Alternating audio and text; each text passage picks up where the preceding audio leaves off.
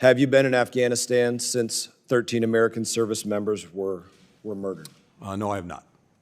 So Brian Mast, who's an American patriot who's been recently chosen to lead the U.S. House of Foreign Affairs, was at a conference where he confronted Anthony Blinken, the head of the Biden administration, and he basically asked him why has there been so much money been sent to Afghanistan, to the Taliban, and why is there so much money being spent there as opposed to actually using it for the people who actually pay their tax dollars inside the U.S.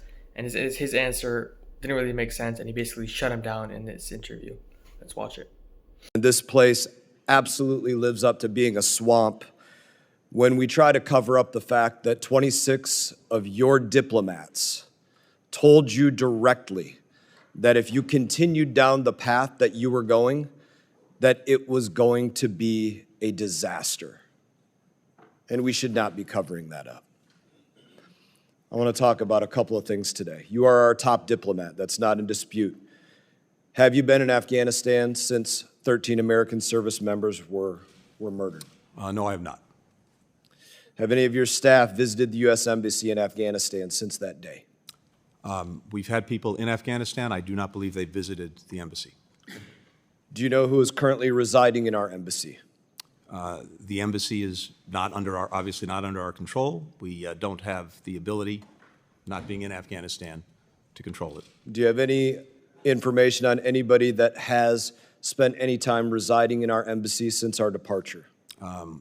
No doubt, if we do, or in any event, the intelligence community does, and I'm happy to share that as appropriate. Yet, we are still giving the Taliban tens of billions of dollars. There's an American citizen out there, literally woke up this morning, losing 30% of their paycheck, and a good percentage of that is going to the Taliban or other programs abroad. And this is something that we all need to think about, and we will be thinking about deeply for the next 2 years. There's a joke that's made often out there about kids going to college to learn basket weaving, and what a joke that would be. But the United States right now is literally sending tens of millions of dollars to the Taliban, 14.9 million to be exact, to teach Afghans how to do carpet weaving. Let's think about that. We are giving $280 million to the United Nations to do cash transfers for food in Afghanistan. Yet we're not sending an ear of corn from Iowa, a sack of potatoes from Idaho, or a cucumber or an orange from Florida. And that discounts the fact that there's no American tonnage going through our ports to send those things out of here either. It's just cash transfers. Another line item, these are directly from CIGAR reports.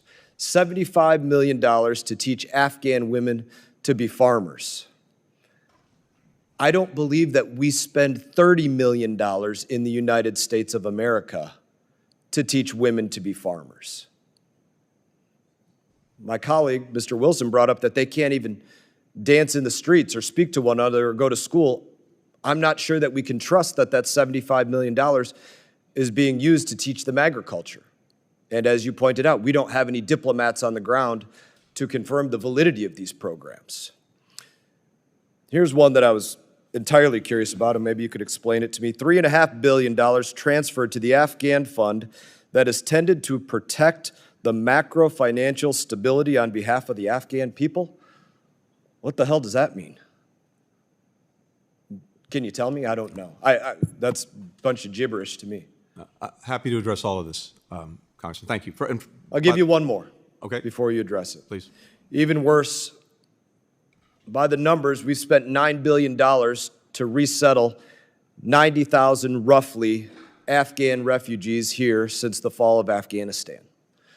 My simple Army math tells me that's about $100,000 a person. That's absurd. So my question for you, we do not even have an embassy in Afghanistan. We have no diplomats there. What are we doing giving them $1? So, Congressman, as I believe you know, the money that we provide and the international community provides is done through partners, implementing partners, UN agencies, NGOs. They have. Yes, we could say that about all the Department dollars, foreign NGOs, foreign countries, foreign companies, and in this case, foreign adversaries. So each of these institutions, as verified by the department, has in place processes to make sure that the money that we provide and others provide is spent appropriately. And the money that has been spent in Afghanistan, and I think internationally it's about $8 billion since the evacuation, has helped avert famine.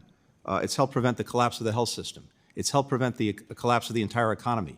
It's helped avoid bringing even more disaster Mr. on Secretary, people who are suffering. you know for a fact that people literally, especially outside of this country, they directly lie to us. Your people had to come back and correct, hey, it turns out we were in fact spending $500,000 to expand atheism in Nepal through the third-party implementer of Humanist International. They were lying to us. They didn't show us the exact slideshow that they put together for $500,000 and all this. They lied to us. We have no eyes on the ground, and I would simply close with this.